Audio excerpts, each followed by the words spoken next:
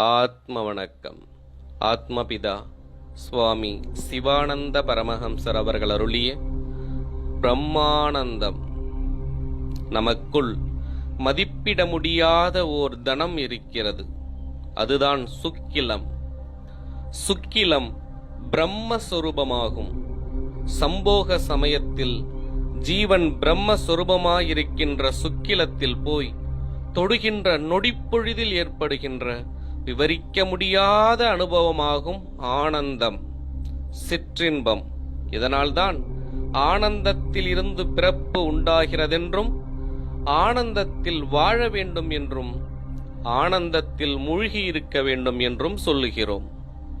ஆனால் இப்பொழுது உலகத்தில் ஆனந்தத்தில் பிறக்கின்றோம் அல்லாமல் ஆனந்தத்தில் யாரும் வாழ்வதோ ஆனந்தத்தில் யாரும் மூழ்கியோ இருப்பதில்லை.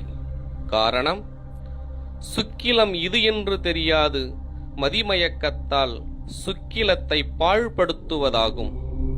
சுக்கிலம் என்பது ரசேந்துவாகும், அதாவது ரச அணுத்துகள்கள். ரசத்தை கொட்டினால் பல லட்சம் துகள்களாய் சிதறிப்போவதை காணலாம். அதேபோல சுக்கிலமும் அணுவில் அணுவாய் ஜீவனில் அடங்கியுள்ளது.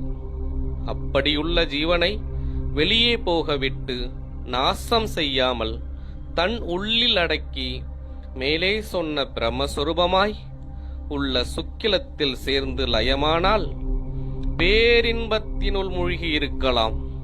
இதுவே பிரம்மானந்தம், பேரின்பம். ஆத்ம வணக்கம்.